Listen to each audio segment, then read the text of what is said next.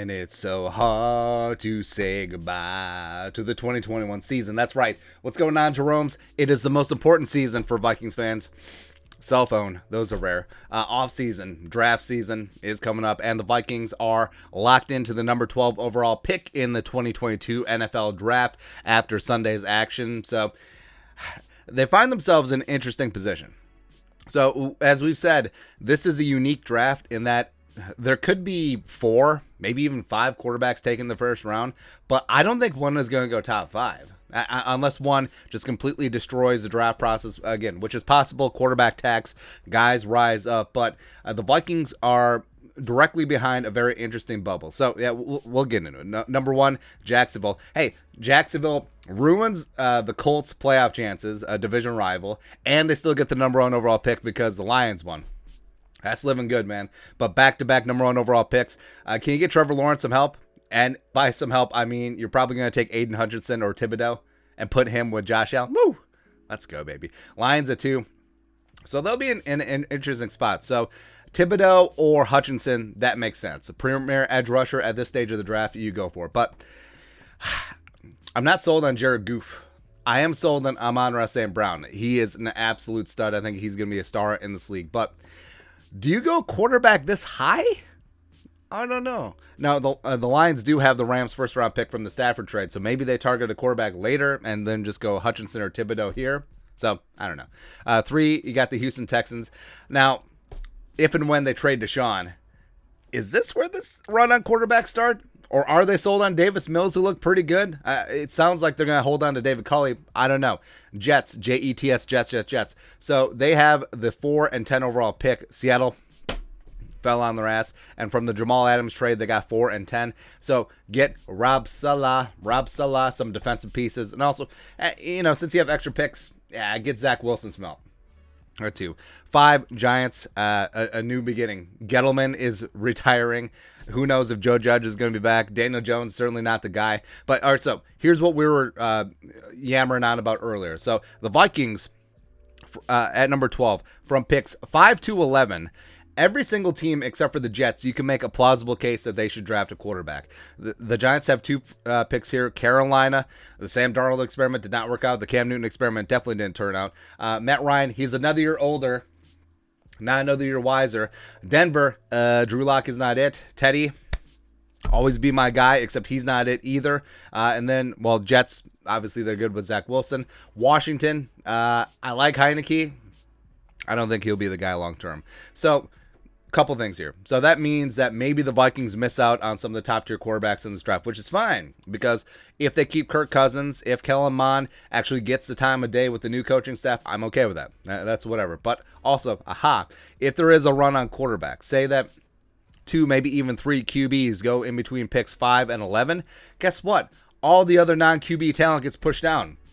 And we'll take that. Yum, Tom. Just looking at what else here. Cleveland at 13. They took a step back this year with Stefanski, but I'm not worried about him. Baltimore, they had so many friggin' injuries, man. And we gave you that Ravens game, by the way. You're welcome. Glad you did good things with it. The Eagles got the Dolphins first rounder. And then there's still because we're recording this before Sunday Night Football, before Raiders and Chargers wraps up. So that's whatever there. But for the Vikings, 12 is what matters. And some of the current picks are a lock-in. 12, 46, and 77. First 3 rounds are in. The Ravens, since they're already locked in, the Vikings get pick 154 from them as part of the unique The Freaking Ngakoue trade. The Jets, 6 from Herndon. The Vikings gave up a 4th rounder there. So the Vikings have 1, 2, 3, 5, 6, 6, 6. Mark of the Beast. They got the 6th from the Mike Hughes trade, and then they got 7th from the Stephen Weatherly trade. 12, still Sauce Gardner. I understand the irony. Zimmer is gone, but cornerback could still be a massive glaring hole, and Ahmad Gardner is a freaking dude, man. I think that he is going to be an alpha dog cornerback 1 in this league, and I understand. If you have an offensive-minded head coach coming in, say a Bieniemy, say a Leftwich, say a Peterson, say a Dayball, say a Kellen Moore, say a Buddy Wackett, whatever, say a Callahan, whatever. You would want to get some toys right away. But we're Team BPA, and if Sauce Gardner is the best player on the board, we're taking him. I don't care. Like who else are gonna pick? A wide receiver, offensive lineman? certainly would be fine. But if Sauce Gardner is there, take him. Go ahead. If he's a top player on your board, yes. Majai Sanders, also Cincinnati, getting after it on the edge. I think there are two premier NFL talents there. Also got Ed Ingram, interior offensive line, LSU. We got the meats. Both sides of the ball, baby. And, I can't help myself. The Draft Network mock draft machine. Yeah, we're going to do just a mini. Just a mini picks 1 through 12. No trades. Don't feel like trading. Go. Good times, man. All right, so I got a trade offer. No. For these purposes, now. All right, so let's recap. Aiden Hutchinson at 1, respect. Number 2, Kevin Thibodeau coming in from Oregon, respect. Kyle Hamilton. Kyle Hamilton's a dude, man. He's a dude. It's rare that you see a safety in the top 5, but he is definitely worth every. Although, man, there's so many freaking talented players in this draft. Derek Stingley from LSU, cornerback 1 all day. Hey, I love me some Sauce Gardner, but Stingley's here. Sauce is here. Everyone else are like right there. Ekwonu from North Carolina State. It would be interesting if he is the first offensive lineman off the board. I still think it's going to be Evan Neal, but if Ekwonu just blows up the combine, which Neal's obviously going to do fine as well, it's a possibility. Although I guess you would play him at right tackle, wouldn't you? Yeah, that makes sense. Evan Neal.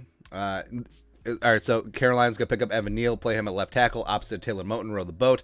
George Kalafdis on the edge, getting it. Jordan Davis staying in hot Atlanta, man, where I don't know if they would go this direction, where Jordan Davis, don't get me wrong, absolute monster, stud in the middle.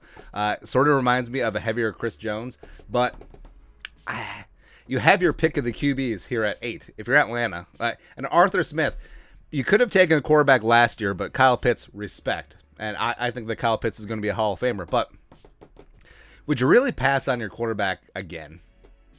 Or maybe do you think that you can snag one in the second round? It's a possibility, right? But Kenny Pickett goes to the Broncos. That's a hell of a matchup, man. Kenny Pickett is... When you start breaking Dan Marino records at Pitt, I think Kenny Pickett is a dude. He really does remind me a lot of Burrow in 2019 when he was with LSU. But yeah, George Payton. So you got Kenny Pickett, you got Jerry Jeudy, you have Cortland Sutton, you have Tim Patrick, you have KJ Hamler if he can stay healthy. You got George Fant, or not George Fant. You got Noah Fant. George Fant, the bad tackle. Yeah, but yeah, you got Noah Fant. You have Javonte Williams, you have Mike Boone, and you have stupid Melvin Gordon, the stupid Badger. That's pretty good. That's pretty good. And then you got Charles Cross coming out of Mississippi State. That's a good pick. Cross and Becton, your bookend tackles for Zach Wilson. That makes a ton of sense. Matt Corral going to Washington, potential QB the future there. So now the Vikings are in an interesting spot. So it's a little bit of what do you like? What do you like? So Andrew Booth is a stud from Clemson. Sauce Gardner is still on the board. DeMarvin Leal, the absolute monster from Texas A&M, is in there as well. Kenyon Green. Wow. Both sides of the trenches. So you could get the... Green would be a phenomenal starting right guard. Leal would be an absolute monster in the middle. David Ojabo, if you wanted to go on the edge, depending on what happens with Daniil Hunter. But if you do trade Daniil Hunter... You got to think that there's some draft picks involved. I don't think that they straight up cut him. I think he's got way too much value. I don't think that they would do that. So they would make a trade there. Jim. All right, so Williams or the 2 Ohio State wide receivers, that'd be a lot of fun. Tyler Linderbaum would make a ton of sense, although I understand Vikings fans are scared of taking another center in the teens in the first round. But Linderbaum, Grim Reacher. Sam Howell is in there. Treylon Burks. Damn, son. Yeah, Dotson is a stud. Nakobe Dean. Desmond Ridder, of course, I'll love forever. Carson Strong. Carson Strong makes Nate Stanley look like Michael Vick. That is all. Why are they so low on Sauce Gardner? I don't get that, man. I don't get it. So what do we do? Do we do something stupid? I'm going to do something stupid. There we go. I'm taking Tyler Linderbaum. I'm moving Garrett Bradbury tight end where he started at North Carolina State. Came in as a freshman tight end. Hell, we're trading up. Wait, we can move up 15 spots for, a fifth and two. Yeah, whatever. I don't care. We're doing a one-round draft. All right, so now Oh, baby. All right, so Pettit Frere is there. Nakobe Dean. Wow. Desmond. Well, Sauce. So sometimes with these mock drafts, we just take out guys that are probably not going to be there. So, like, do we just take Sauce Gardner off the board? Because I don't think that he makes it to 26. But what if he does? I mean, obviously he would be the pick, right? Yes. Or,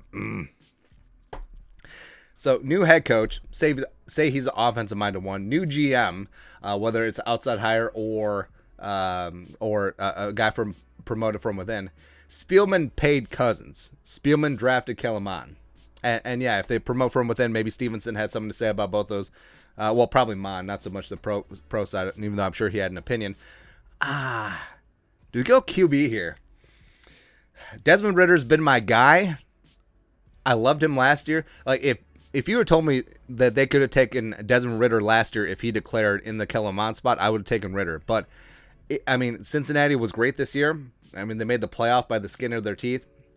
I don't think Ridder really grew or he didn't regress. Like, he definitely was still the same guy. Carson Strong, you love the big arm. I'm just not wild about a quarterback who literally cannot move. And then you have Malik Willis.